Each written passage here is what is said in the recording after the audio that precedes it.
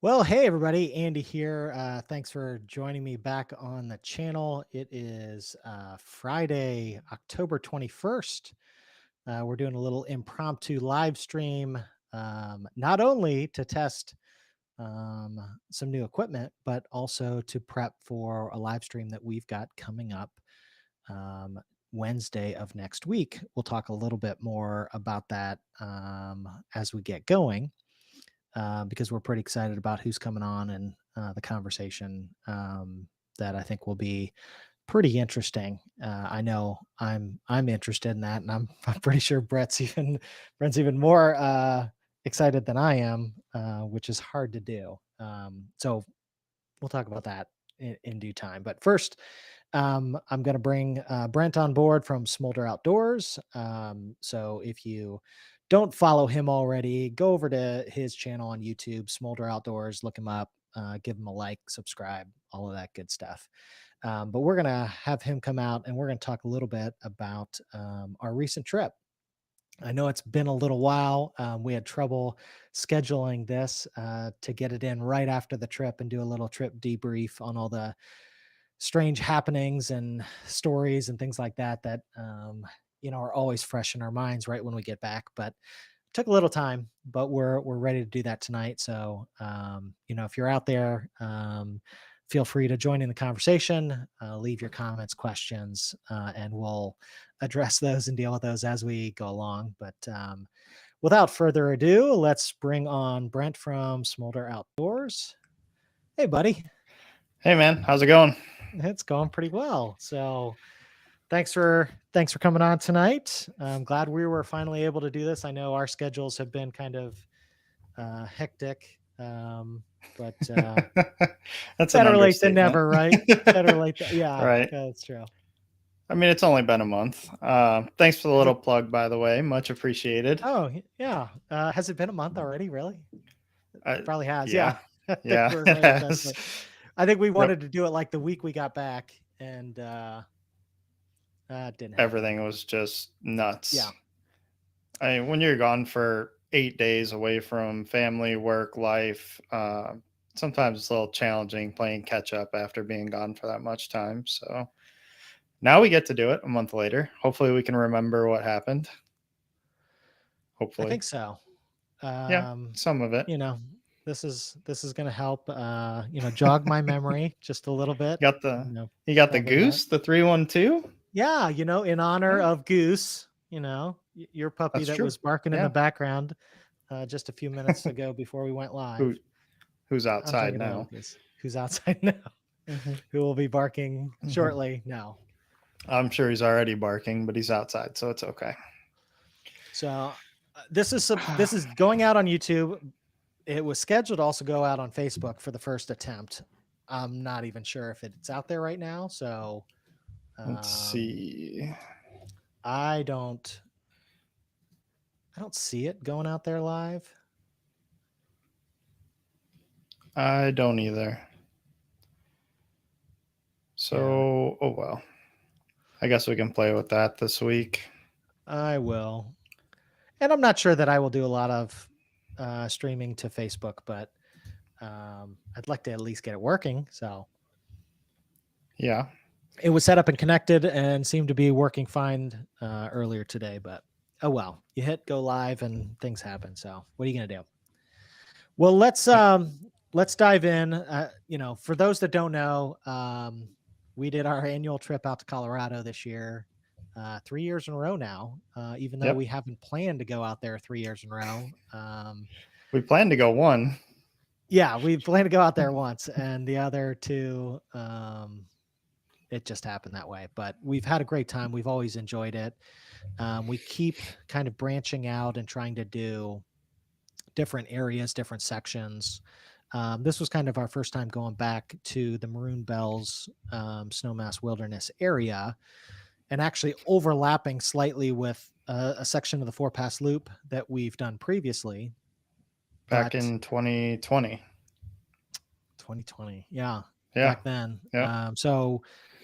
We plan to do a 5-day trek, 4 nights, 39-mile loop, I think is what it was.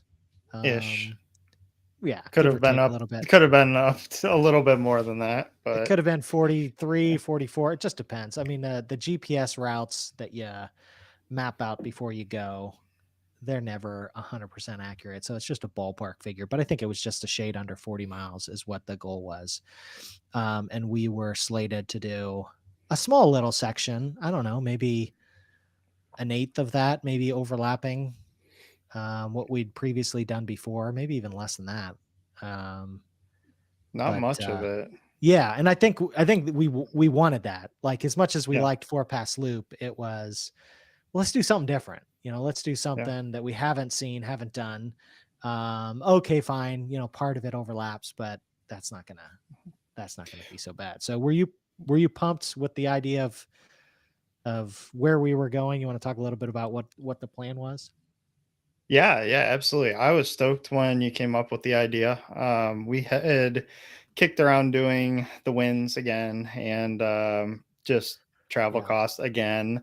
It made more sense to go back to Colorado. And when you posted up the idea of the loop that we were going for, um, and we started looking at the routes and how we were going to get into it and which trailhead we were going to start at. Um, Being able to overlap with the section of the four pass loop that we were going to was awesome.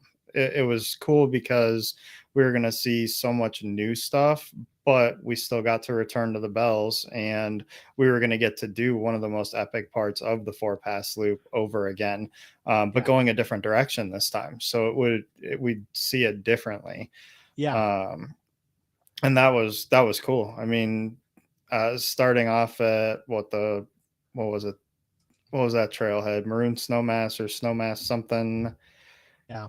I don't remember. I think it's the I sh Maroon Snowmass trailhead. I should probably pull it up, Um, shouldn't I? right. So we can at least, like, Uh, talk about it?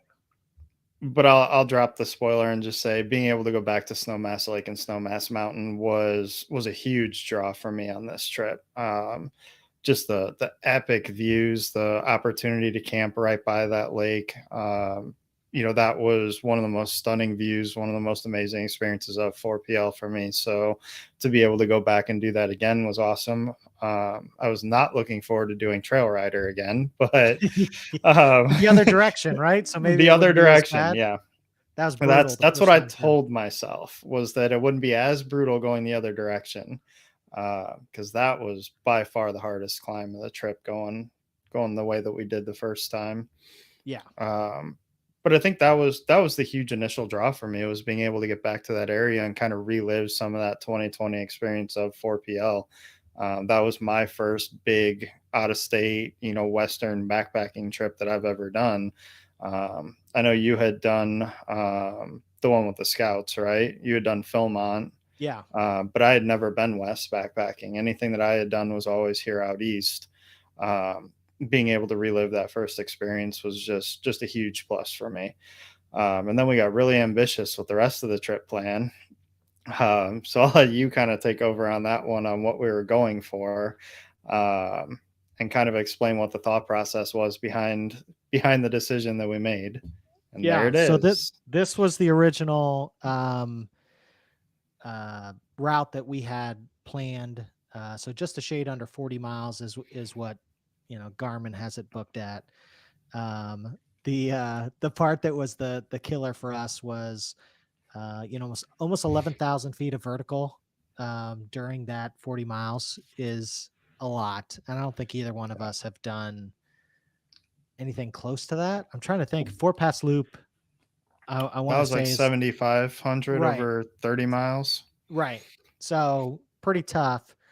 Um, but Four Pass is, I want to say it's like right in here. So there's a loop for Four Pass Loop that is just on the eastern edge of this route. So we had a section that came up and you go up and over, I think Trail Riders probably uh, right in here somewhere. Geneva Yeah. Lake Trail. This is probably it going up and over the pass. Um, all the switchbacks and then down Yeah. to Snowmass Lake. So we had camped there previously, but this was the route, 9 or 10 miles into Snowmass Lake. For those of you guys that have done, let me pull this off here. For those of you that have done the Four Pass Loop, you know, Snowmass Lake can get pretty busy. There's a lot of people, but the images, it's just spectacular. I mean, the pictures, like our campsite's literally like 100 feet from this spot, 200 feet from the spot. So coming down, this is where you get water. The first time we were there, it was like party central. I mean, it was all that was missing was like people just blasting radios or something like that. But it was packed. There were people all over the spot. You were, trying to find a little privacy if you had to go use a restroom or things like that. But um, it's pretty tough to pull that off. This time was a little bit different. I don't know if it was just middle of the week or what, or Yeah. cold weather. It was colder for us that time. That th- plus when we did Four Pass Loop, it was a weekend. We were out there on a Friday or Saturday night, I think. And this time we were there on a Wednesday night, and it was really manageable in mid-September on a Wednesday night. yeah, yeah. I thought it was pretty awesome. So we get it's a 9 mile climb or so from the trailhead. Um, and I want to say it's Snowmass Maroon. Maroon Snowmass Trailhead, I think. Yeah, Maroon Snowmass Yeah. Trailhead. It's kind of the northern end, but that trail goes all the way down and kind of cuts over through the Four Pass Loop. So, Yeah. but it's an awesome climb. It's not super brutal. You do gain a lot of elevation, but it's fairly Pretty manageable. gradual. Yeah. No passes on that trail. It was just a straight incline pretty much the whole way up. Yeah. Until we got to the lake, and then things Which changed. So which is up at like 11,000 feet, by the way. yeah, that's I I'm trying to think if that's the highest spot we were supposed to be at on this trek, but it's pretty high up there. You notice it. I mean, and you're even that gradual climb, you're feeling it. I mean, being from the Oh Midwest yeah. and not having any kind of acclimation to that, um, We just you flew know, in the day before, so it's not like we had a whole bunch of time. We flew in the day before and got cheeseburgers and beers, and then started climbing. right. Yeah. Yeah, it was right from the get go. You felt it. You got to the Yeah, lake, and I worry about like sleeping well, because sometimes at altitude, it's just difficult to get really good quality sleep and feel really rested. Just one of the side effects of being up that high. But man, yeah, the views are absolutely spectacular. So yeah. Actually, I just dropped a reel on Instagram and Facebook from that lake. Thank you, by the way, for filming that for me. yeah. And I think just this evening, it's upwards of like 30,000 views and 1,000 likes already. So, Well, you got a uh, good cameraman. yeah, I do. It's my most liked reel. So, Which one was it? kudos. Thanks. It was the one where you were behind me and I was walking out to the lake and kind of jumped a little bit, and then you showed the mountain with all the fog rolling in. I think on Facebook it's got just shy of 30,000 now. I don't know. It didn't have anything for the first couple days, and then it just took off this week. Let me see So you here. didn't post that on Instagram. You just put that on Facebook. I think it's on Instagram, but it's also on Facebook. Yeah, it's at 29.1 thousand. So almost Wow, at 30 dude. thousand on Facebook. That's crazy. I want to go. Yep. I want to go see if I can find this. Smolder Outdoors. You should be easy to find. Yeah. We are friends, on Uh, social media. yeah, on social media. Where are your Yeah. reels?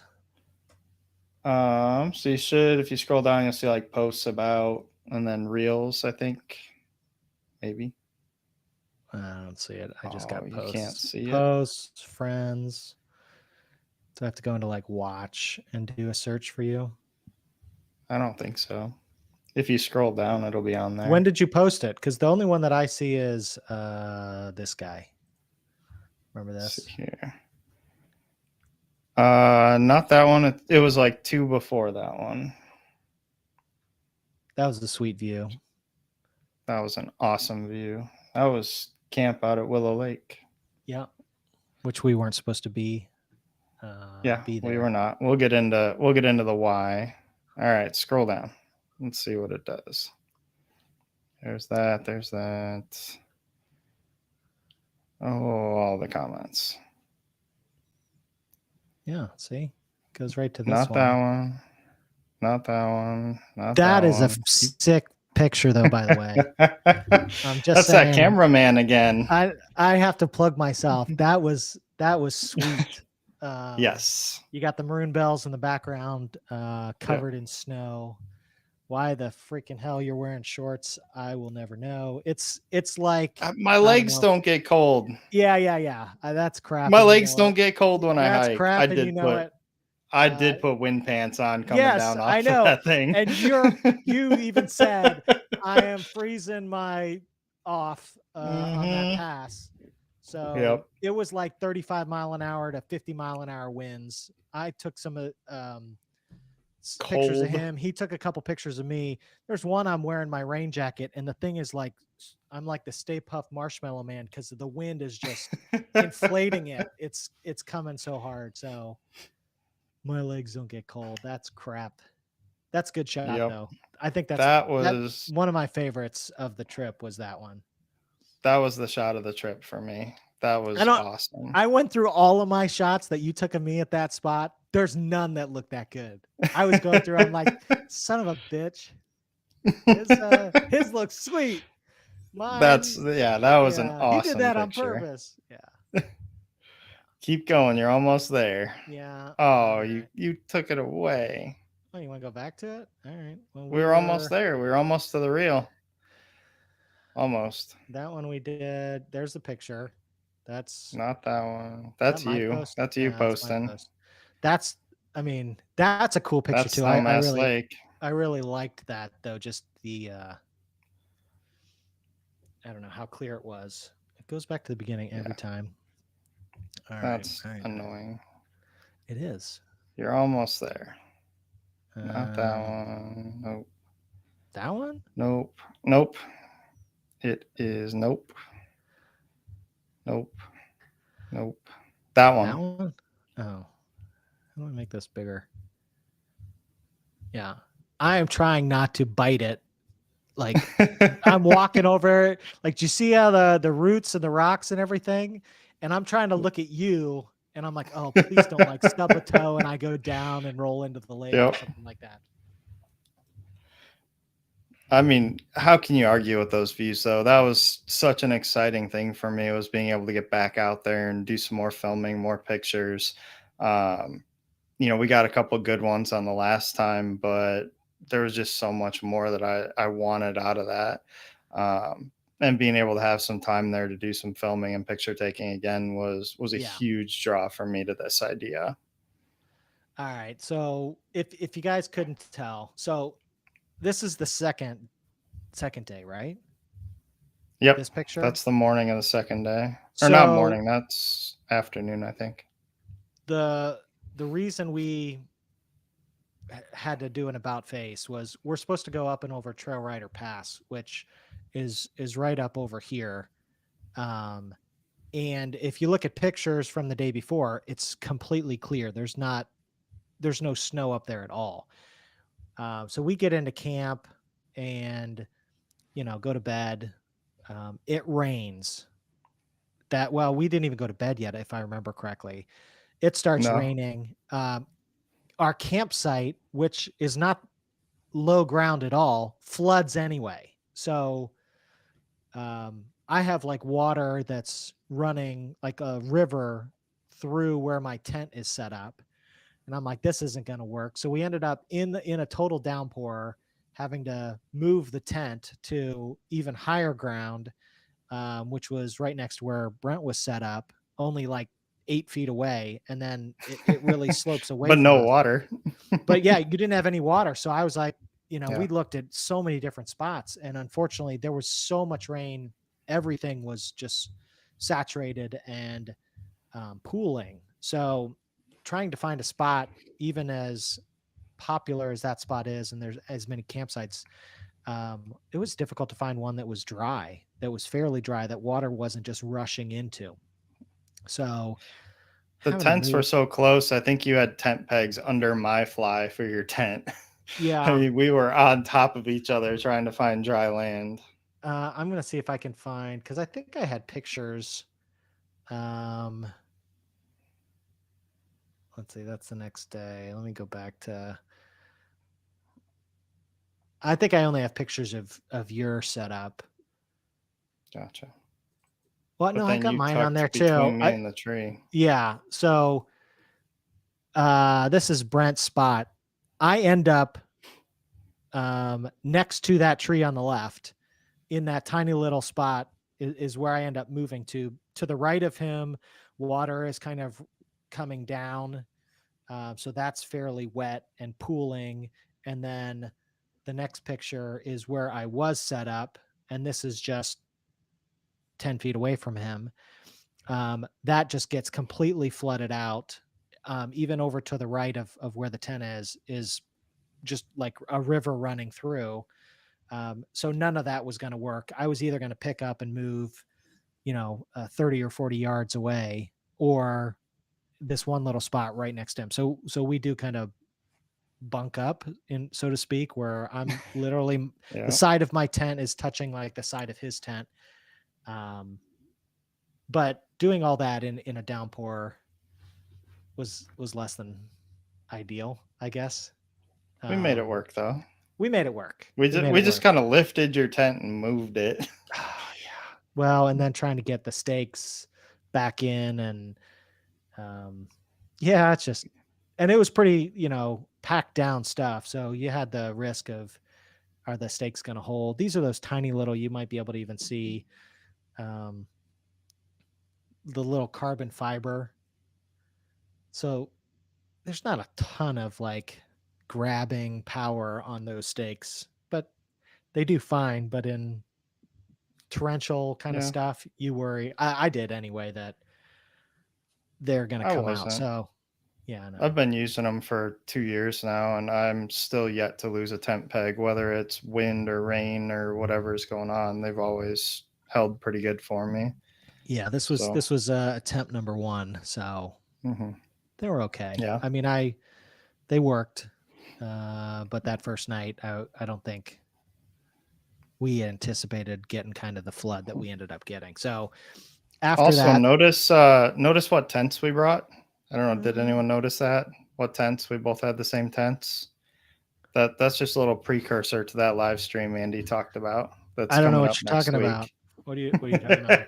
Is there a hint there No, somewhere? I don't maybe, know. maybe. Who knows the name of that tent? I mean, it's printed on the tent. I know, but which one is it?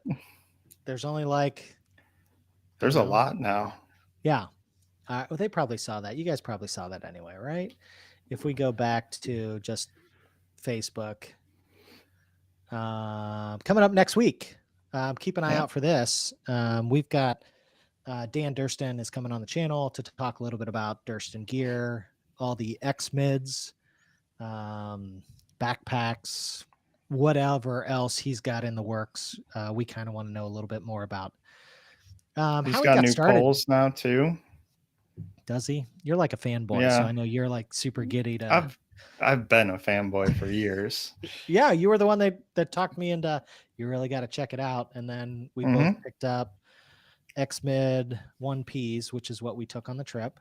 The one person version Version 2. version two, and really No, I really took enjoyed I those. took the OG, the OG like first run X mid the first time we went to Colorado in 2020 and did 4 pass. Okay, yeah. So Here's a there that picture was that you another little posted. bit of nostalgia. Yeah, this was this trip over by Willow Yep. Lake. Beautiful spot over there too that we really enjoyed. So Yeah. yeah, But let's so go back. Let's kind of explain how we got there because that was not on the original trip yeah, plan. so if we go back to this, here's our planned route.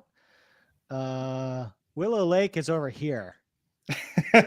So if you get an So how did idea, we end up there? either we're horrible at navigating, can't read the thousands of trail signs Yeah. that litter this area. There's quite a few, or Or something something else happened. that caused us to go way over here instead of going over this way somewhere. So we made it to Snowmass Lake, um, Day and one as then planned. this was day two. And if you noticed, all the snowfall, um, the That was rain, the actually torrential day rain. Was this day that was three? day 3. Yep. Day Okay, 2 was all cloudy and snowing that's all right. day.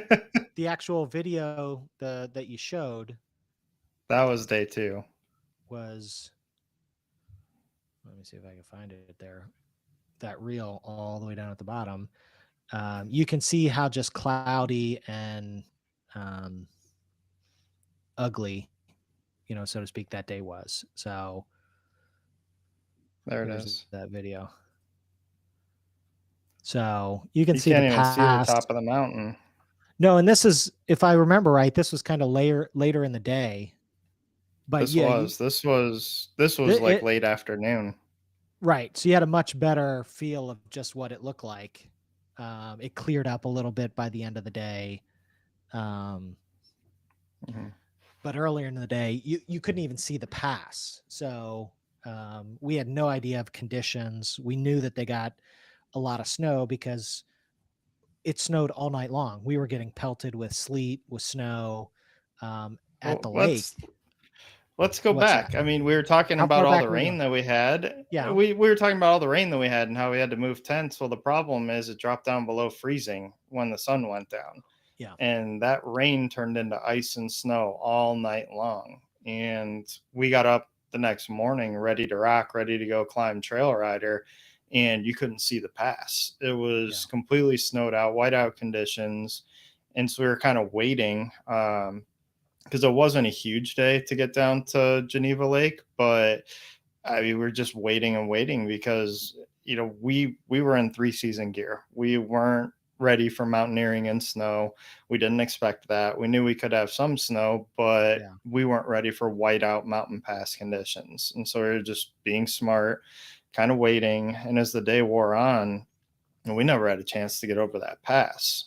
Yeah. So we had to take a zero and we had to stay all day at Snowmass Lake, and we lost a day. And then it became decision time. Then it was, do we continue on with the same route and keep pushing? And we're looking at 12, 14, potentially a 15-mile day in there, um, at elevation, and we have to do 2 passes over 12,000 feet, and we're dealing with snow, and we're dealing with all of these crazy conditions.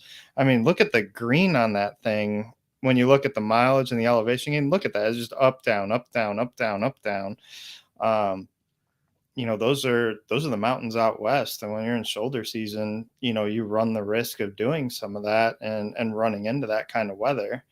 Um, so we Yeah. had to kind of sit down and evaluate, can we do it? Do we want to do it? And what's the smartest decision? Um, and then I'll And let you talk a little bit yeah, about kind of what our options were and kind of what we decided. right. Well, and the other factor too was we knew they got hit with snow already, and we have no Yeah. idea if more of that's coming. So um, it kind of makes it real that I don't know how far into the backcountry I want to be. Now there are ways to exit even from the southerly direction. So if we needed to get out somewhere towards the south or towards the west, um, there were exit opportunities. So we knew that was possible, but I think the bigger challenge for us was it's 40 to 45 miles. Um, we did, 9 and change the first day.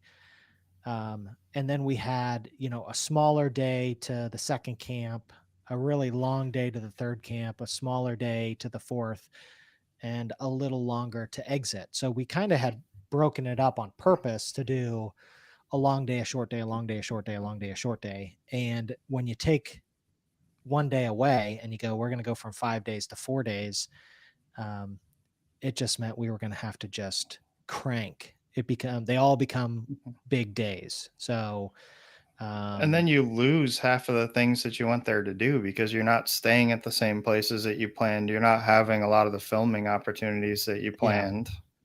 Well, and like you think about it, so 9 miles doesn't sound like a lot of time, but if you're stopping to film and take pictures and enjoy it too, but we're probably slower than most.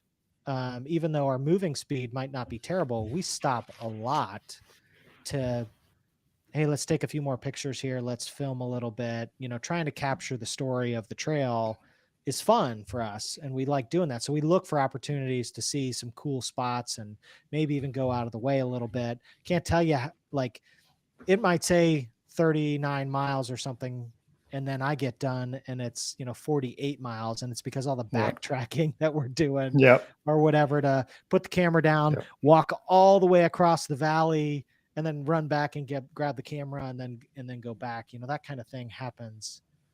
Or, hey, look um at that rock off in the distance. How cool yeah, would it be to get a picture up there? Now you just lost 30 minutes yeah. because some idiot is up climbing rocks and Right. doing stuff to get pictures. So, So that was the hard part for us. We talked about it, and as much as we wanted to really do this loop, the Capitol Creek circuit, you're going around Capitol Peak. There's a lot of mountain lakes to camp along. It just epic views, very similar to, if you've seen the Four Pass Loop stuff. This is the same kind of country. It's just less traveled. So that really was appealing to us.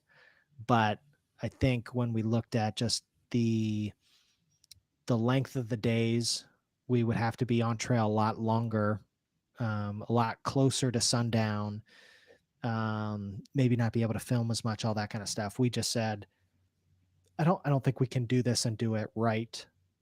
yeah. So what do And we what and do I we do? don't and I don't want to miss the opportunity to be able to film at Geneva Lake, Avalanche Lake, Capitol Lake, having the views of Capitol Peak. Like, Yeah. if we're doing this, like you said, I want to do it right. I want to give the trip justice. I want to have time to be able to film it and really capture that experience. And our options kind of eliminated that after we had to take the zero. We didn't have Yeah. the chance to do that anymore. Yeah. Yeah. So then it became, what are the other options? Do Yeah. we do we hang out at Snowmass Lake for like 4 nights and then just hike out and we're done? And it's just an out and back.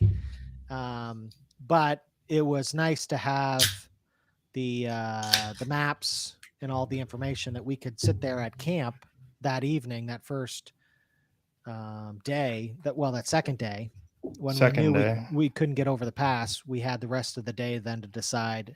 And we were even at the, like, okay, if we can get, I remember you asking this, all right, if conditions improve and we can get up and over Trail Rider today, say we're leaving late in the afternoon, are you okay hiking in the Night dark hiking. so Yeah. that we can get Yep. to camp and keep Yep. our timeline intact? And I just was like, I would do that. I'm just not comfortable if the conditions are sketchy, then to be hiking after dark, trying to get up and over a pass. We think we could get over the pass, but we're then on the descent when Hmm. darkness goes. So we And if just, that again, pass was that bad, what do the next four look like as yeah, well that we're going to have to do? yeah. So the night hiking thing, we entertained that for a little while and then said, yeah, you know what? I think we're here till the following morning for sure. And then we'll see how conditions are and then decide what to do. Yeah. And I think then we started looking at the map, like I said, and trying to find an alternative route. And I came up with, um, it's one thing nice about the Garmin app is being able to plan reroutes. I had downloaded the map to my device and just on my phone, all right, this point to this point, this point to this point, it puts in mileage, it puts in elevation, made it okay. Here's what we're looking at. It's a smaller loop. You can do it with the days that we have remaining. It would actually cut our trip down to a 4-day trip. Hmm. Um, so you'd only have to do a total of 2 nights, one night at Snowmass and one night at Willow Lake, and then be able to exit. So we had spent 2 nights. So it ended up being a 4 day, 3 night trek. There'd be a little bit of an overlap, and a few passes that we'd have to go over. So we'd have to evaluate the next morning if it looked like conditions, if it had warmed up and snow had melted and it wasn't going to be an issue, then we could go forward. Otherwise, Mhm. if it was nasty, then really the only option is going back out. Um, and that has no passes and it's all downhill. So Yeah. that's kind of the safe out. We had to make the call then the next morning. So So yeah, so then we hit morning of day three after taking our zero, and it was sunny and beautiful, and um, we decided to go for it, to go for an alternate route. And uh, in doing that, we got to do more of the four pass loop that we had done in 2020. So um, what we kind of decided on was to go back on the four pass loop, go up and over Buckskin Pass, which was the fourth pass that we did when we did 4PL. But instead of going back towards like Maroon Lake, Crater Lake, and the Aspen area, we would branch off and take the Willow Lake Trail. That would take us up and over to Willow Lake. So we went over Buckskin and then we go back over to Willow Lake. Um, and I think we had to do Willow Pass was that day too, right? We had two passes. I think we yeah, did we had Buckskin. Yeah, we we had to did Buckskin do. and Willow. Let me pull those up. I can probably. That epic Yeah, picture that you showed was from the top of Willow Pass. yeah, that was pretty sweet. So this was the actual We didn't get route a that lot we. of pictures on top of Buckskin this time because the weather was moving in and snow and sleet and all that was starting and the wind was nuts, and we got a couple pictures up there, but not a whole lot. Yeah. Um, So instead but of the weather heading was up this way, here's us going back east, going up and over. Buckskin, and then Yeah, and then Buckskin Willow. would have probably been. This is the climb here to the top, and then the um, switchbacks down the other side. And so we had a. If you look at, let's go back and actually show the. This spreads it out a little bit more, but you can see we had the climb to get up and over the pass, 12,400. So we were down at 10.8 in the valley below, up to 12.4, back down to 11.7, which was pretty much straight down, and then straight back up the climb to get up and over Willow in a relatively short distance. I mean, it wasn't a lot of miles, but we definitely noticed. I mean, what was the total? Does it say the vertical? 7.2 miles was the total. Elevation gain was 2,600 feet, and descent was 1,750. So quite a bit. So it was up and Um, down. yeah, yeah. This doesn't do it justice of just what it Hmm. was to going over, but um, so yeah, this section here we had done previously 2 years ago, and then we had to hang a left turn and go up and over Willow Pass, which was brand new, which Yep. was really cool. I mean, I really enjoyed especially getting up to the top of that pass. I thought that was really cool to see the views, that picture that you had, That um, you took. that I I took. mean, being able to see some of the same mountains that we are familiar with, some of the same views, but from a different angle, different vantage point was really cool. Yeah, Yeah, right there. That's from the top of Willow. I mean, you want to talk about an epic view out there. Like that was yeah, just amazing. And those clouds, like the weather wasn't great that day. We were getting pelted with a little bit yeah, of sleet and hail and wind and everything else, but man, it made for one epic picture up there. yeah. I did. Yeah, the sky was angry that day. Yeah. Yep. I'm not mad about it though. Not when you get to come home with something like that.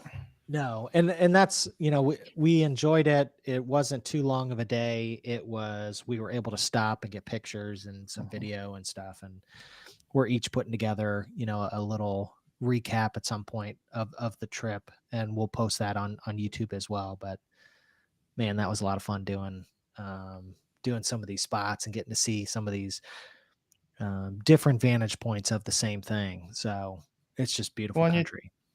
you talk about ups and downs too. I mean, standing at that point was such a high on this trip for me, and I was so down after we had to take that 0 at Snowmass, and our original Yeah. plan went out the window because I was crazy excited to do the Capitol Creek circuit, and then having an alternate route that gives you an opportunity like that and gives you a view like that, it just lifts you right back up, and you're like, yep, this is why I come here. This is why we keep coming back to Colorado, because no matter where you go, if you're climbing passes, like, you're gonna have those kinds of views. And like, I felt satisfied and at peace with the decision when we were up there.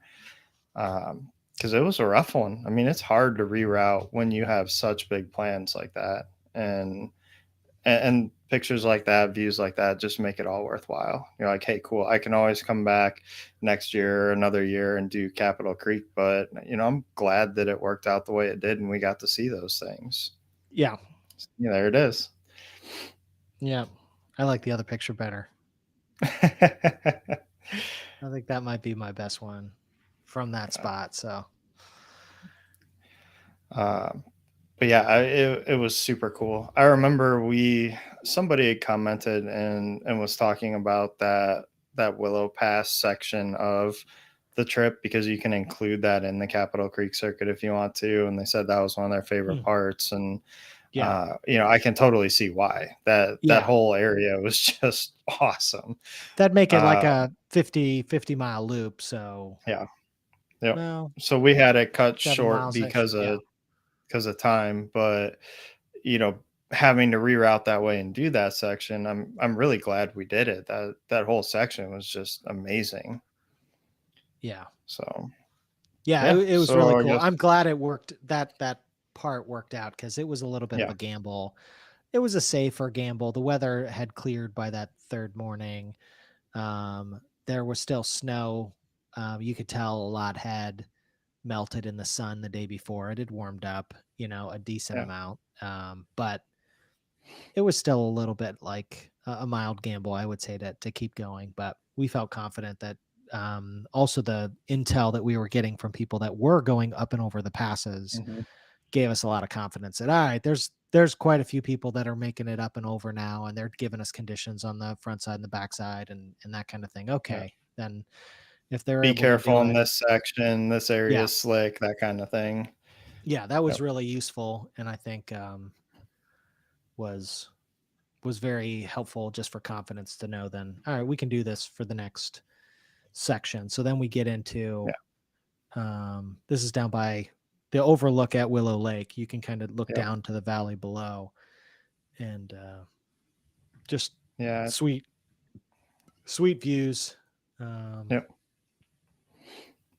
Well, and our camp was right behind that too. yeah, So, we're out here. Our camp is what, 20 yards, if that, like, back behind where we're standing right now. yeah, yeah, That was that was quite a poop view. yeah. You had a whole herd of, was it elk that were on the left side, and there was a Yep. clearing down over here, and you could see 12 or 15 just kind of, huddled over there. Just a Yeah. really cool spot. So It was if cool to see the wildlife out there too. Because we didn't see much wildlife when we did Four Pass Loop in 2020. Obviously, it's so heavily trafficked. Um, but we did see a lot more this time going into some of the lesser traveled trails. yeah, So probably not as much as we did in Holy Cross last year, but it was still cool to see some of that big game, the big wildlife out there. Um, but man, that was like, I was excited about Snowmass Lake, and like That was such a cool campsite. I mean, we had Willow Lake right there too. I'm sure I have pictures of it somewhere, but that was a Yeah. beautiful sight, seeing the lake itself. And then we were able to tuck the tents into a couple little cutouts that had some brush on both sides. So it was kind of a windbreak for us. And having that huge view of that deep ravine off the other side was just awesome. There you go. Yeah. This is us the next morning going up and over the other pass on the exit, but you can see Willow Lake down below. And then our campsite was kind of on that, um, oh, northeast corner of the Yeah. lake. And then the view down the valley to the left from that spot was those pictures that we were just showing. So there were a few Yeah. people out there too. It didn't feel busy. You didn't really notice that, they were there, but it didn't feel super crowded or anything. I think there were two other groups of hikers that we saw, and then a couple hunters out there. Yeah. There was a couple guys who were hunting. Um, and that was something too. I mean, the last 2 years we haven't ran into any hunters out there. We ran into quite a few on this trip, Yeah, we did. um, which We was did. just different. We did a little bit last year in the Holy Cross Wilderness. Do you remember Yeah, getting a ride up and yeah, talking to a couple different groups that were there to do some hunting? But yeah. But um, we saw them. We saw them on day one, and then we saw people at camp the first night, and I don't think we saw a soul for the next couple days. yeah, true. That one was really remote, but no, it's just a different experience, and that's you know going to Colorado every year for 3 years in a row now. We've had a different experience every time, and that's been a really fun part of it. Is you can go back Yeah, to the same general areas. You can have kind of the same trip plans. Obviously, doing different trails, but each experience is so drastically different when you're out there. yeah, But you still have that same epic feeling of, man, this is why I do this. It's just a yeah, huge draw to me of going out there.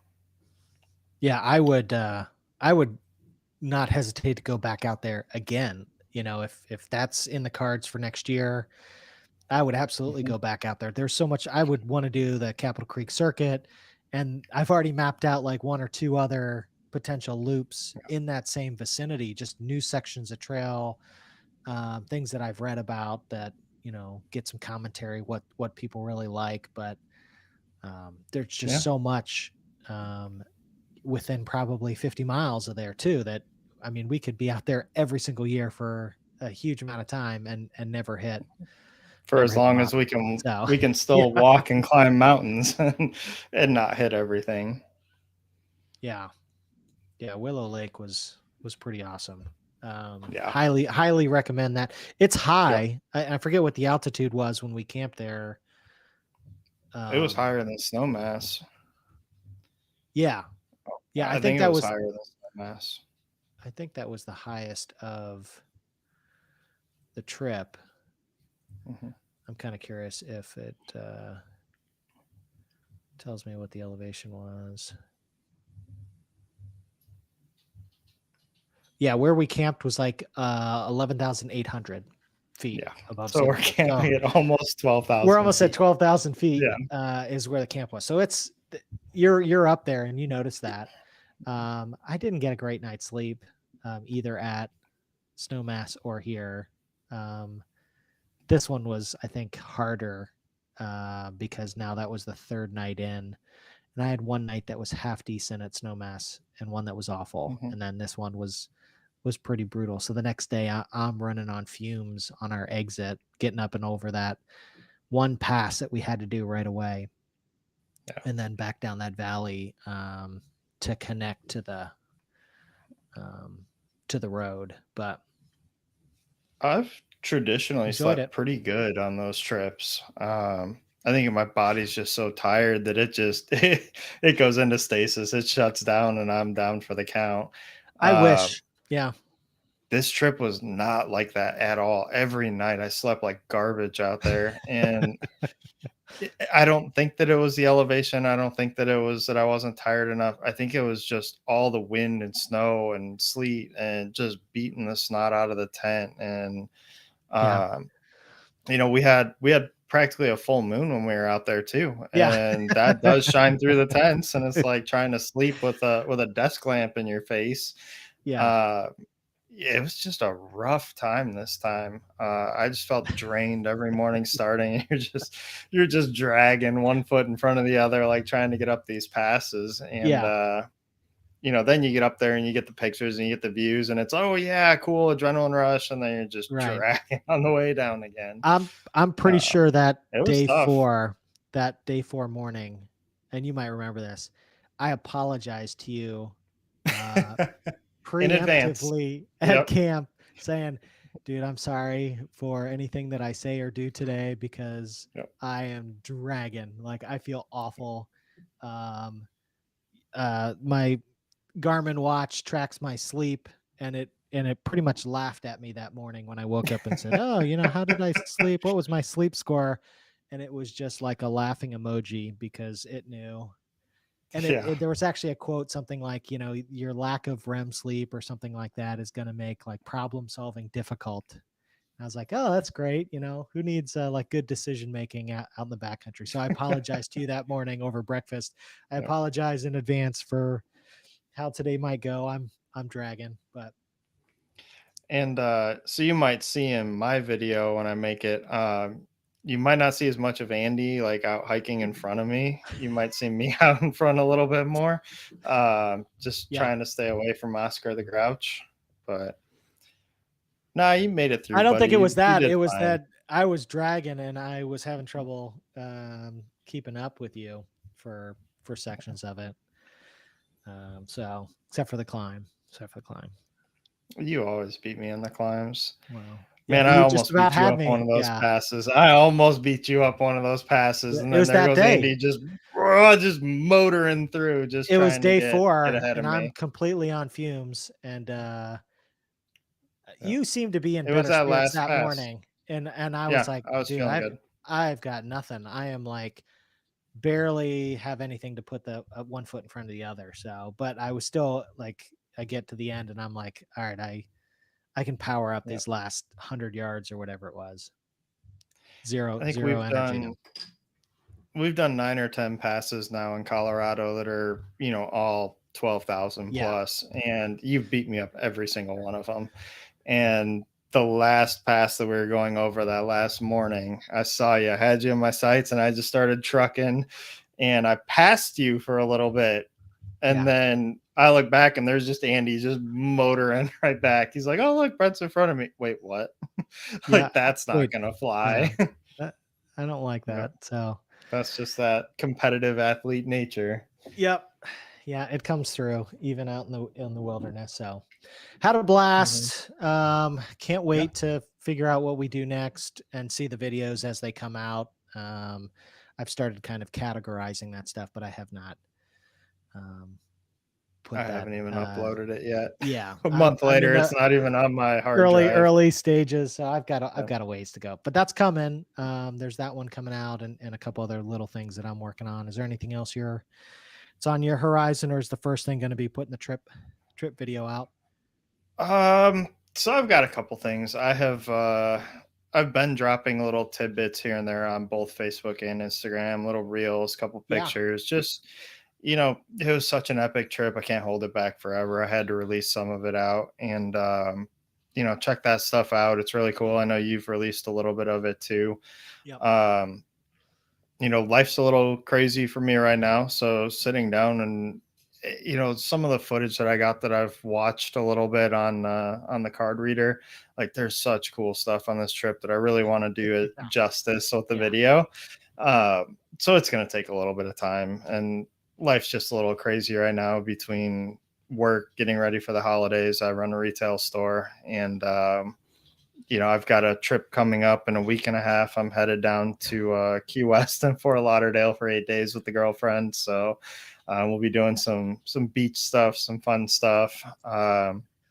I have a lot on my plate right now. Yeah.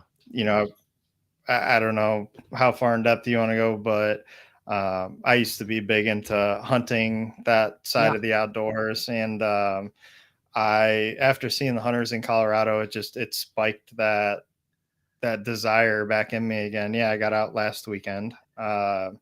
So I've picked up the bow again. I've started hunting again. So now I'm trying to weave that in as well. So balancing between work, life, hunting, YouTube, it's just so much that um, it's going to take me a little bit of time. But Will that get on the wall behind you eventually? Like you put the bow up there? Is it just going to be the backpacking stuff? Like behind you? so we'll see. We'll see. Yeah. We'll see. All right. We'll see what happens. I might have one set up for backpacking and one for the other stuff. We'll see how it goes. Well, you were already talking Uh, about like, hey, maybe we should do like an out west hunting backpacking trip. Uh, that's an idea. It would be pretty awesome, man. I mean, we go to Colorado every year, anyways. Why not go chase some bulls while we're out there? well, and there were a Uh, ton of people that were doing that. So, yeah, yep. uh, Um, I mean, a bull elk tag's $700 out of state, so it's not a cheap tag, but no.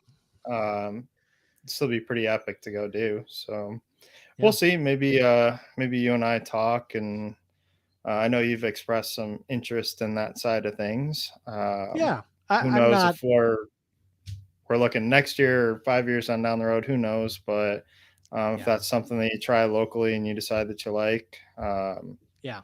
maybe that's in the cards for the future is doing Yeah. something like that.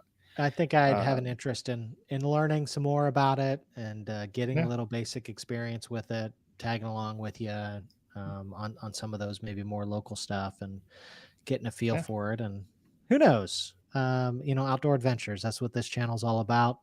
That might yeah. be, taking the camper to the state park. That might be some backpacking. That might be going on a hunt out west. So, maybe we'll get tags to Kodiak and Oh, go there hunt we go. some brown bear. Who knows? With the 1022, right? Yeah, that'll work, right? Hey, if nothing else, at least I know I have a phenomenal cameraman to follow me around while we're out there. Well, not with a 1022. I'm not following you anywhere on Kodiak. Oh, no, no, I'll bring my bow. I'm good, but I think we've established that you're a pretty good cameraman, so Yes, it's yeah, undisputable. So it's cool. I'll hunt, you film. It'll that's be right. great. Yeah, I will have a beer and film Yeah. occasionally, and you'll go sit in a tree and freeze your ass off. That's I will I'll come not be check sitting on you in a from tree out there. I no, will not be out hiking and there. stalking Yeah, out there. that's just Out here, around I'll here. sit in a tree. Yeah. Yeah, yeah, But yeah, it'll be fun. But anyways, I mean, that was kind of the main synopsis of the Colorado trip. That picture you showed from that pass of Willow Lake, that was our last pass, and it was just downhill and out from there. Um, but yeah, yeah. it didn't go according to plan at all. Not even It was the close. first it was the first one we've had to reroute though since Yeah. the Smokies, and that was Oh what, yeah. beginning of 2021. We had to do a major reroute on that trip, um, Again, because but of that weather. just Yeah. yeah, again because of weather, because everything was flooded out. We couldn't get across where we needed to. Man, that was some crazy swollen rivers and creeks, Yeah, and we were yep, just, oh, there's a creek crossing right here. Nope. It's not like anymore. waist high deep, and it was just moving like Yeah, crazy, and it was all white water and boulders, and yep, nope, yep. we'll go a different way. So, There's videos up of those trips, by the way, yep, go on check both those out. channels. Yeah, But it was really nice that you kind of had some contingency plans, and I think that was a big takeaway from this trip is if you're going west, if you're going to be at high elevation, 12,000 plus in the beginning of shoulder season in September. uh, I mean, you could get feet of snow up there. You just don't know. You yeah, have to have contingency plans. You have to yeah, have options. You don't want to get trapped between passes with no way out. So yep. uh, Be prepared. kudos to you for being ready for that and having some alternates for us. And it worked out Yeah, pretty darn good. I had a yeah. blast, man. Yeah, I think it was a great trip. Completely different. We went through the emotional roller coaster for sure. Yeah. But getting home, man, it was awesome. So Yeah. it just makes me want to go back and try that other loop at some point in time Yeah. again. And there's multiple other routes too that I think we've got our eyes on, not Mhm. only in that Colorado area, but I know getting out to the winds in Wyoming is high on our bucket list, and we've Yeah. just been skunked 2 years in a row. Yeah. But I I don't feel bad from the standpoint that where we've gone has been absolutely awesome. So I'd highly recommend if people are Yeah. doing the same kind of thing, looking in that Maroon Bells Snowmass Wilderness area. There's a ton there. We really enjoyed the Holy Cross Wilderness area, and there's a few others that we've got our eye on. But you don't have to do the 4 pass loop to see just epic views and all the majesty that's out there. There's tons and tons. There's a web of trails that weave their way through that edge of the world. So Yeah. um, you could be out there for months at a time and never cross over the same path. So I would go back again in an absolute heartbeat. So Same. Absolutely. And I mean, the four pass loop is the famous one. That's the one that, that was a big bucket list thing for me. And we went out and knocked it out in 2020, and it was epic in every way. I'm not knocking the four pass loop. Four pass loop is absolutely amazing. It should be on everyone's list. But there is so many other things that you can do out there as well and get those same epic feelings, those same epic views, those same tough miles climbing up passes and not have to battle crowds and reservation systems yeah, and shuttle systems and crazy parking fees and all that stuff. Like there yeah, there are alternate routes that you can do. Like we said, Holy Cross, like we went what a 2 day span and didn't see a soul out there. yeah, um, and the weather was beautiful. Like it was just peak perfect for backpacking. I mean, we were talking what 60s in the day and yeah, not too bad at night until the last night. It was down in the 20s. yeah, Um, but I mean, you can do so much out there and kind of get off the beaten path. You just got to look and see what's out there. yeah. Yeah, it's a lot of fun. I cannot wait to get back out there, and I will have Yeah. probably 4 or 5 different loops and routes Yeah. in my back pocket in case we need them if the Yeah. winds aren't in the cards for this coming year. But let's pivot here and talk a little bit about the gear that you took, Okay. um, how it worked, what didn't work, because we kind of had some different things that we were taking Yeah. along with us. Starting with the X mids, those Yeah. were now you've used X mids different versions in the past, I have. um, but we had not used these particular ones. I think either one of us before that trip, other than No, we had set them up and that was it. yeah, the video that I took when we went to the park in town and uh, and set those up. I'm not a fan of X mids. Like, I might have a couple. Is that like your kids there? That's Right. I hilarious. You might have you a took them couple. off. Yeah. Um, Um, So, what were your thoughts I about what you took, how the X mids performed, all of that fun stuff? Since it kind of tags mhm. into a little bit of what you and I have coming up, just this coming Wednesday, of having Dan on to talk a little bit about. I'm sure we'll talk about X mids, a huge chunk of it, and Yeah, Durston gear and some of the other stuff that he's got going on, and some background. But um, what was your that was. experience? I mean, first off, you and I had gone back and forth on what are we going to take on this trip because I know you're first and foremost a hammock guy, and it I am. was typically out west. When you're at those high elevations, it's tough to find trees for a hammock. I've been a fan of X mids for a couple of years now. Ever since I took that one out to Four Pass Loop, and it worked so well, the original one.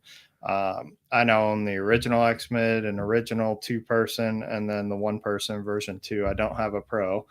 Um, but Yeah. I Yeah. knew Yeah, I knew from my experience with them. I've done quite a few trips with those X Mids.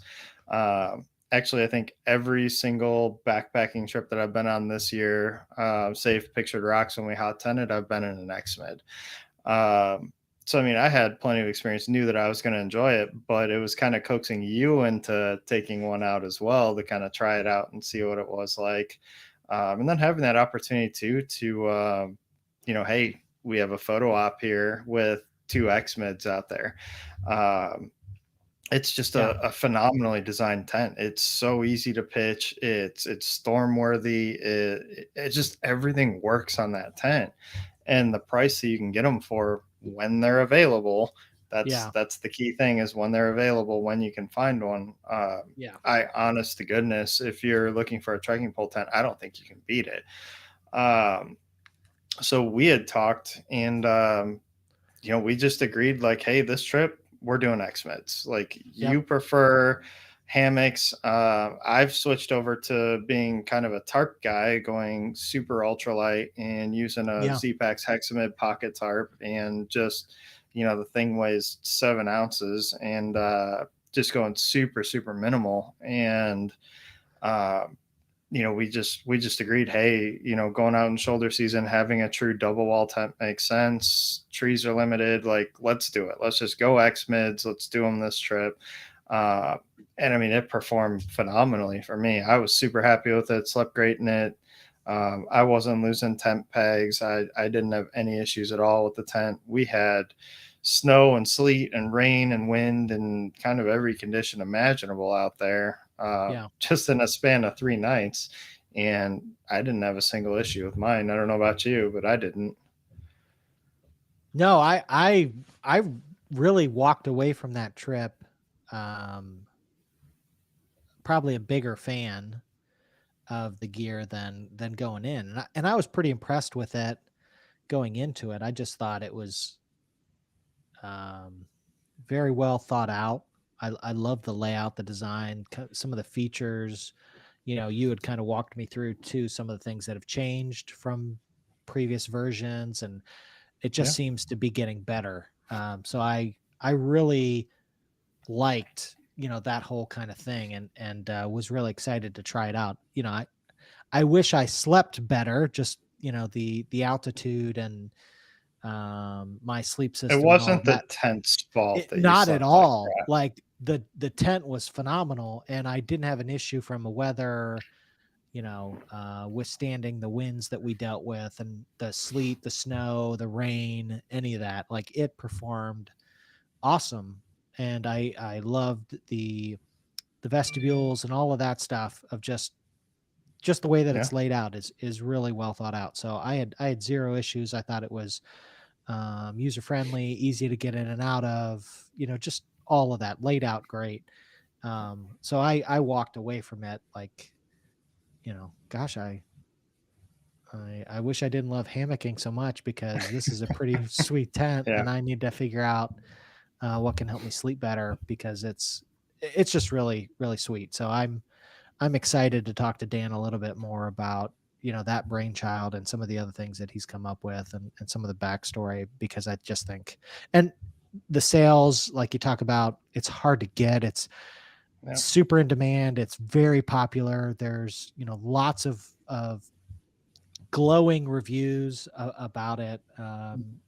Huge fandom. It's not a cult, of people that love the Durston gear stuff. So The Sage Brotherhood, man.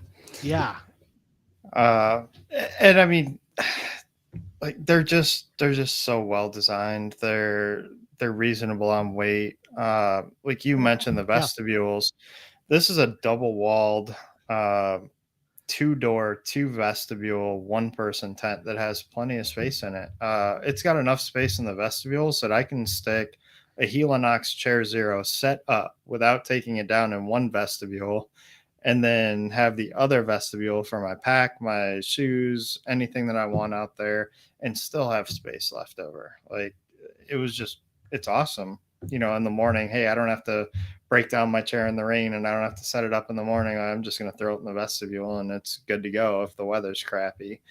Yeah. Um, just great tents. I've been a fan for a while. Obviously, I have three of them. Um, the two trips that So I've done far. with Megan this year, we have been out in the X-Men two person both times. That thing has a really big footprint, but for two people, I mean, it's a true two person tent. There is plenty of space for two people.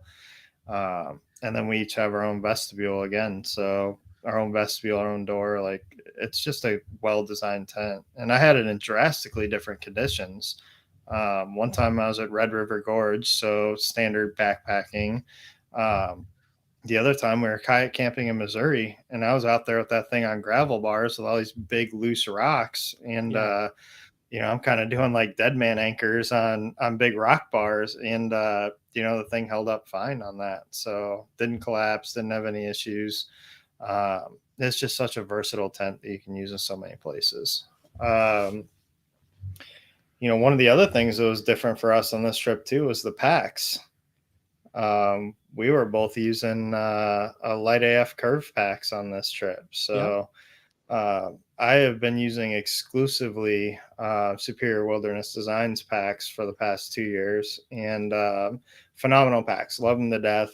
I'm just a gear junkie, and I like to try things. And you had picked one up, and I stopped by your house and saw it and put it on, and the frame was Yeah. way too big for me. I think the hip belt was down like on my butt, but I loved the contour of it. I loved the way it felt. I loved the shoulder straps. So of course I turned around and ordered one as well. Um, I've got all of these back behind me right now. Actually, that one right there is the Light AF. And those two right there, that one and that one are the SWDs. But uh, I was really happy with it. I think it was more pack than I needed for this trip. I had ordered the 46 liter because I wanted a big, kind of heavy duty pack for those deep winter trips. And I think it was too much capacity for what we were doing out there. I was playing 5 days in shoulder season, and I had the thing all the way down and couldn't get it cranked down, couldn't get it tight because I just didn't have enough stuff in it. But um, it's just that ultralight mentality. I think in the winter it'll work out great. But man, it was super comfortable. I'll tell you what, Chris and Light AF build a heck of a pack over there. Yeah. Yeah. I was really impressed with it. I've got the 40-liter framed. Um, and I had it loaded out pretty good. Um, it still has a little extra room, but I had it pretty well packed, especially early in the trip, pretty close to capacity, with the tent and the ground stuff. I think if I went to maybe the tarp and the hammock, it maybe the space isn't.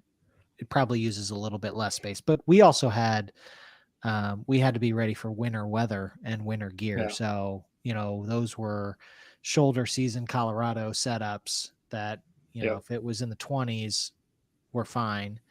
But I plan to have that be a summer pack too for me. So if I'm, camping in overnight in 50-degree weather and I'm bringing smaller quilts and all of that stuff, I should have plenty of capacity in that yeah. 40-liter pack, and it just carries so well. Very, very It comfortable. really does. Just hugs your body. Again, no issues with it. Like, it was fantastic. I did contact them and ask for a couple custom things on my pack. So, um, there were just a couple things that I wanted on it, and they were happy to build it out for me. I mean, they responded next day and they're like, "Hey, I can do that. Just it'll be a couple extra bucks to do this or that." And it was fine. I told them what my trip date was, which was slightly exceeding their lead time at the time that I ordered the pack. I'm like, "Hey, can you, by chance guarantee me that it's going to be here before my trip? Because I'm about to drop $400 on a pack." And they're like, "No problem, man. We'll have it out this time for you."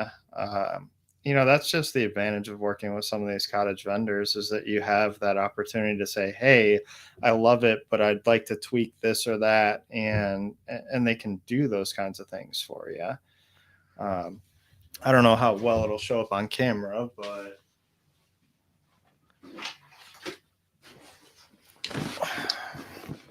let's see here. Once Andy's video goes away.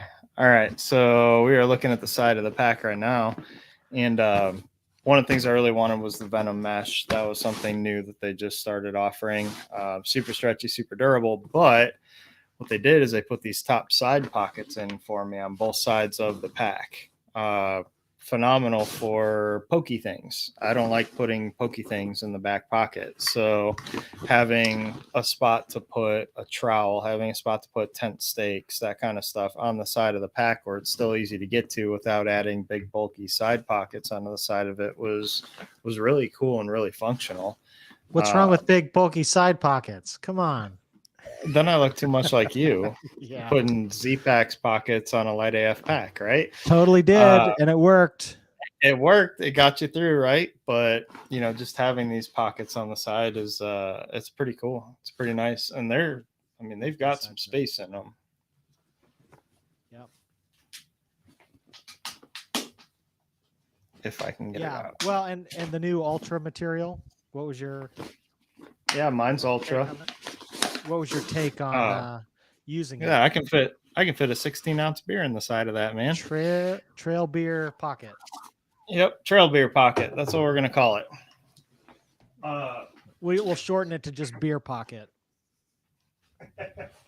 TBP, man. That's the TBP. I absolutely love it. Like the Ultra is super durable. It's light. It's totally waterproof. Quiet. Like I was super fan. It's super durable. No issues. I think that's it's really taking off as a pack material. Most manufacturers are building it. Most cottage vendors are building with Ultra now, and I can totally see why after owning one of these packs. It's a good pack material. Yeah, what did you think of it? It's got a lot of promise. It needs more testing, but if the abrasion resistance and the durability is what they say it is, it's still pretty freaking light when you compare it to the DCF. Yeah, the DCF's a little bit lighter, but it's pretty close. And to have the waterproof component. Yeah. I mean, they can all get holes poked in them, so that happens. But the material itself, is brand new. Should be pretty darn waterproof. Pretty lightweight, and then the durability really high. That's pretty sweet. So I really enjoyed it. I thought my pack was great. Had no qualms about it. Carried really well. Was very comfortable. The straps coming from the Z-Packs Arc Blast, which is 3 years old now. I definitely have noticed if you load that thing up north of 25 to 30 pounds, which on some of these shoulder season trips we're doing. I think my base weight was something like 17 pounds. And then you add food and water and all that stuff. And I was at 25 to 28, something like that. I don't remember exactly. I think you were about 2 pounds heavier than I was to start. I think I was at 24 and you're at 26. And I don't know. You've got it on video. Yeah, I do. I'll have that for the video when it comes out, because we did weigh them. I took the scale out to Colorado with me so we can weigh them right before we got on trail. And I was a couple pounds heavier than you, which is pretty typical. And I carried the fuel canister the entire trip. Yeah, we only went with one fuel canister, but it was a small one, so you're carrying 8 ounces or 10 ounces or something like that. But 7, I think. Whatever, something like that. It carried the weight really well, whereas on the Z-Packs, I'm noticing just the padding not be adequate enough when you're 25 to 30 pounds. It's not a comfortable carry. And it's more of a streamlined, lightweight, the Arc Blast is. So if you're routinely in the 15 to 20 pound range, it's not really a problem, and I find that very comfortable, very lightweight, very streamlined. Just it works great. This is a little bit more of a comfort pack. When I'm at the 25 pounds, I'd much rather be in the light AF than I would in the Z packs at that weight. So for those specific packs, some of that though too is it's a 3-year old pack, and the cushion, the padding in Yeah. the shoulders, compresses a little bit over time. So it's not maybe as comfortable as it was coming off, day one off the assembly line kind of thing. So, See, and I didn't notice the shoulder straps as much because I've been running the SWD packs for the past couple years, and which are you know awesome they with that. they have Yeah. phenomenal shoulder straps. I just never ran into that problem with it. They're just well built. All the Yeah. trips I've done, I pretty much exclusively use that 30 liter that's right back here, 30-liter frameless Superior Wilderness Design Superior pack. And that's a DCF pack. Uh, just no issues. Like the shoulder straps are good as new. And I've used that thing for a year and a half, 2 years now. Yeah. And it's just night and day difference between those and the light AF and what you got on the Z packs ones. Even my Z packs, so man, my thumbs are off, but that blue one back there, that's a Nero, and the straps are just they're so thin compared to what you get from some of these other vendors. Um, the comfort level is just a Look, crazy look difference. how thick those shoulder pads are. I mean, Yeah, as soon as I say that, I pan away from it. But I mean, of those course. things are just super, Yeah, super cushy, super comfortable on the light AF. My other pack is an SWD pack for this year. So it's my larger pack, more um, high capacity winter kind of stuff. So, if we're doing some hot tanning and things like that, I'll be pulling out the SWD 50-liter you got long a haul in Ultra. yeah long haul 50. So I Yep. am pumped about that because it like you said, it is a well built pack that is um, has all the features to be a very comfortable pack carrying quite a bit of weight even. So, I bought that thinking I may have some situations where I'm carrying 30 pounds or more potentially, and I want to be able to carry that well, and need a little extra capacity versus this 40-liter that you see in the video. So, Yeah, I think SWD kind of has to do it. I mean, Brandon and Ashley up there, they're building these like 80, 90-liter, like big wild packs now that are like pack rafting slash big hunting packs. You can't have chintzy shoulder straps on a 90-liter pack that's designed to be, pack rafting. That's something they've always done, though. I mean, for years they've been building packs with great shoulder straps. So, right. Yeah. uh, just advantages that you get of people who started these businesses, who are these big hikers, these big through hikers who do this stuff and know this is what I would want, so this is how I'm going to build this pack for people who are buying packs from me. Yeah. It's cool to see. Yeah. It really is. um And we're gonna try I and think have those, Brandon back on with yeah, Superior Wilderness Design to go through his packs and all that stuff because like you said, you've used them and loved them. I yeah, have one that I'm very excited to use and love to hear more about how he got started, how they got started, and just what they put into um, their packs, the designs, how they're a little bit different. I just think it's super fascinating. I love well built stuff, and I love to hear the stories behind it. So I'm yeah, really hopeful we can make that happen here this fall. Have him back on the channel and talk a little bit more. So yeah.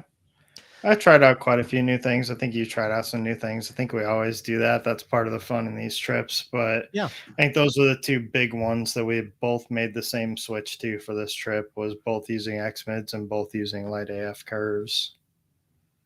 yeah, yeah, and being really happy with all that stuff. Yeah. I had a lot of new stuff for my sleep system, which um, I thought was an improvement on my previous stuff, but yet, my sleep, the results wasn't great. And I don't know that it was necessarily the gear, but I am still continuing to look at how do I how do I get more comfortable, better sleep um, out in the backcountry. So that quest continues. Well, we're Maybe someday I'll figure it out. I was happy. hammocking. That's what Yeah. I figured out is, man, I sleep so well in a hammock, and I've got a couple different versions depending on the situation, what I'm looking at. Really hot weather, cool weather, cold weather, all that stuff, and have been really happy with it. I am just dedicated to try and figure out too, the tent camping, the ground dwellers. Yeah. How can I do that and be really comfortable too? So work in progress. It's going to take a little while. Everybody's unique, and you got to figure out what works best for you. So that's where I'm at with that. So I think we need to get a hammock trip in sometime soon. We haven't done a hammock trip together since I think the Smokies. So that oh might need yeah, to be in the cards for next year is doing yep. something where we're both in hammocks again. Well, and we've got to figure out where we want to go to. We got to Yeah. do one of those and sit down and look at different options Yep. of spring, summer, fall, Yep. which season works for us during that season. Is there a different location that maybe we haven't tried? I would Yeah. love to do something down south in the cooler months later in the year, maybe when it's too cold up in the north and it's still fairly comfortable down there, and we could do something. So who knows? Excited. It's going to I be don't it's I going to be don't know if fun there's a figuring that such out. thing as too cold after that pictured rocks trip that we took in February. True, but Wait, that's a little different. That's the hot, and I think we'll do that here this winter too, of doing something super absolutely. cold, Yep. cooking over the stove, doing that kind of thing was a lot of fun, and I think we both Oh really yeah. enjoyed that. So Yep. that'll be in the cards for sure. So, well, I think we're right at an hour and a half. I think I'm gonna probably call it there. Thanks to everybody that joined in, um, and for everybody that's watching this after the fact too. Appreciate the support. Remember that we are having Dan Durston on the channel Wednesday, October 26th at 8:30 p.m. Eastern Time. We're going to talk about everything Durston gear, learn a little bit more about Dan and his journeys and the gear that he puts out there and that we're big fans of, and maybe Yep. learn a little backstory or something behind the scenes that not everybody knows about. So come back to the channel for that. And if you've got any questions, post those in the comments down below. We'll try and respond to those as well. But we really appreciate you guys. So thanks so much. And for Brent, I'm Andy. And until next time, be well.